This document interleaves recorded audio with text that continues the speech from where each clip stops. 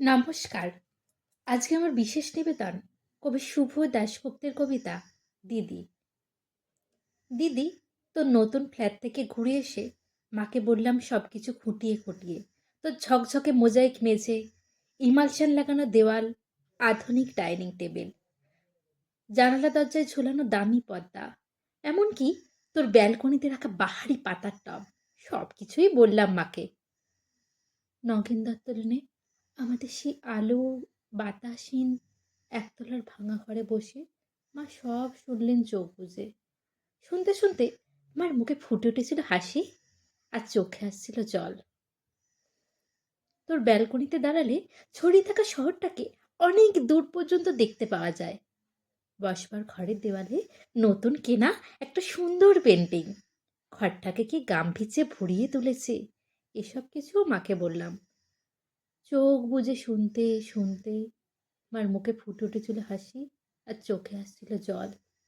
তোর চেহারাটা আগের চেয়ে অনেক ঝকঝকে সুন্দর হয়েছে, ফর্সা হয়ে গেছিস অনেকটা। যদিও তোর হাসিটা আছে ঠিক সেই ছেলেবেলার মতো। জামাইবাবুর মুখে শুনলাম সামনের পুজোয় তোরা নাকি একেবারে পুরো দক্ষিণ ভারতটাই বেরিয়ে আসবি। মা নগেন দত্ত লেনের অন্ধকার ভাঙাচাড়া ঘরে বসে সেসব শুনতে শুনতে হেসেছে।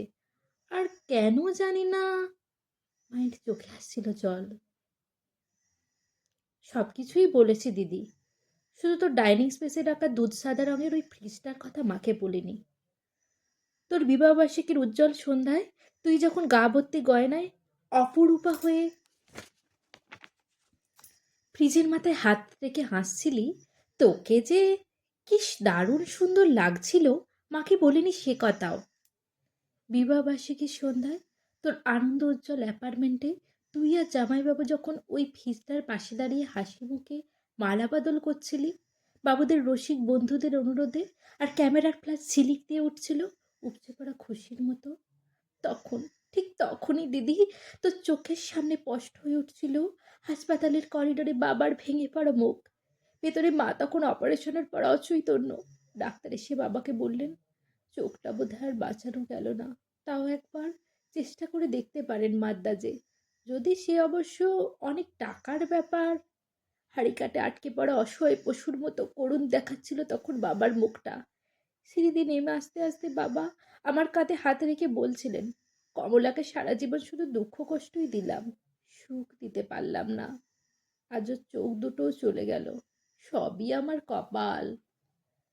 দিদি, অনেক তদ্দস্ত চাপাচাপির পর তোর বিয়েটা যখন আরও কয়েক ভরি সোনা আর একটা ফ্রিজের দাবিতে আটকে পড়েছিল অনিশ্চয়তার ঘেরাটোপে, বাবা তখন কাউকে না জানিয়ে চড়া সুদে ধার করেছিলেন অনেক অনেক টাকা। সামান্য মাইনের প্রাইভেট কোম্পানিতে চাকরি করা বাবা বেঁচে থাকতে থাকতে অন্তত একটা মেয়েকে পার করার দুরন্ত আশায় ঝুঁকি নিয়ে ফেলেছিলেন অনেকটা। চোখের জল আর রজনীগন্ধার সৌরভকে পিছনে ফেলে তুই চলে গেলি। পড়ে রইলাম আমরা, বা আমি। আর পড়ে রইল নগেন দত্ত লেনের অন্ধকার ঘরে বাড়তে থাকা সুদের বোঝার চাপে তলিয়ে যাওয়া একটা সৎ মানুষ, তোর বাবা, আমার বাবা।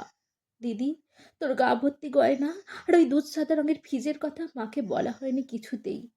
দৃষ্টিশক্তি খুইয়ে বসা মাকে বাবা বলেননি কিছুই, শুধু অসহায়ের মতো খুঁজতেন মার মুখে একটু হাসি, বড় মেয়ের ভালো ঘরে বিয়ে হবার একটু তৃপ্তি। সে হাতে খুঁজতে খুঁজতে ক্লান্ত বাবা চলে গেলেন। এখন নগেন দত্ত লেনের ভাঙা ঘরে বসে মা আর আমি আনন্দেই আছি। একটা আনন্দই বোধহয় সবচেয়ে বড়। এ বাড়িতে আর কোনোদিন সানাই বাজবে না সাহানায়। সানাই, রজনীগন্ধা, বেনারসি, হইচই এসব অপ্রাসঙ্গিক হয়েই থেকে যাবে চিরকাল। নমস্কার।